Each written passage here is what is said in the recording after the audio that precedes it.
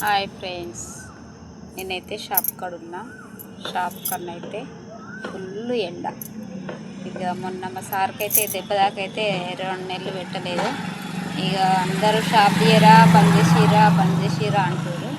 మేమైతే షాప్ అయితే ఏం బంద్ చేయలేదు. ఇప్పుడు షాప్ తీయబట్టి 18 రోజులు అయింది షాప్ తీసి. కానీ ఎండకైతే రోని వచ్చింది, కానీ ఫుల్ ఎండకైతే అసలు బాడీ తట్టుకోలేకపోతుంది. ఫుల్ ఎండ కొడుతుంది. ఈ ఎండకైతే ఇక మిర్చి ఎండిపోతుంది.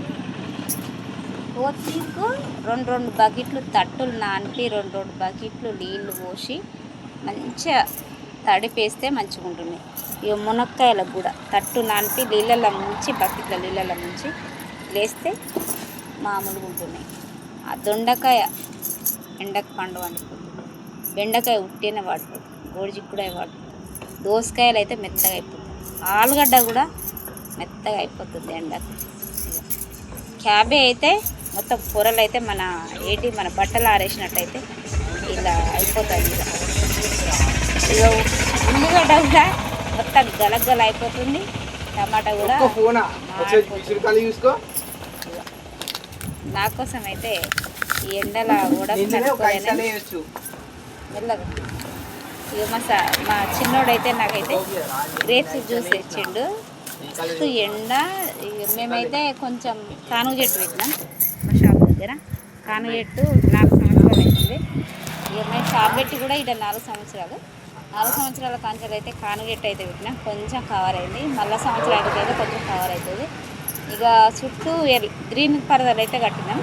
ఎప్పుడు గ్రీన్ పరదాలు అయితే మా షాప్ చుట్టూ ఉంటాయి. ఇక ఇట్లా సైడ్కి అయితే ఇక కిందికి అయితే పరదాలు కట్టలే. మా షాప్ దూరం ఉంటుంది కాబట్టి పరదాలు అయితే కట్టాలి, ఇక కనబడాలన్నట్టుగా. ఇక పరదాలు కట్టపోయేసరికి అయితే అటు గాలి ఇటు గాలి ఇట్లా ఓడలేక కొట్టయితే ఇక చెంపాలి. ఇట్లా ఆరోగ్యం అయితే సాయంత్రం పండుకుంటుంటే అలసిపోయినట్టు, ఎంతో అలసిపోయినట్టు అయితే అవుతుంది. నా ప్రాణం అయితే అల్లాడిపోతుంది. మస్తు ఎంతో పని చేసి అలసిపోయినట్టుగా ఇదైతే ఉండదు. ఇట్లా మా బాధలు ఎవరు అర్థం చేసుకుంటారు. ఇక అంటారు జనాలు, మీకేంది అంటారు. కానీ మా బాధలు ఎవరికి తెలుసా అండి? ఈడ పడే వాళ్ళకి తెలుస్తుంది బాధ. ఈ ఎండకు తట్టుకోలేకనైతే నేనైతే గ్రేప్స్ జ్యూస్ తాగుతున్నా. ఇక మస్తు బాడీలో అయితే ఎంతో పని చేసినట్టు అలసిపోతానని తెల్లారంగా కూడా లేవబుద్ధి అవుతలేదు. ఇక ఎండ గాలికి ఇదైపోతుంది, చూసపోతున్నాం మొత్తం.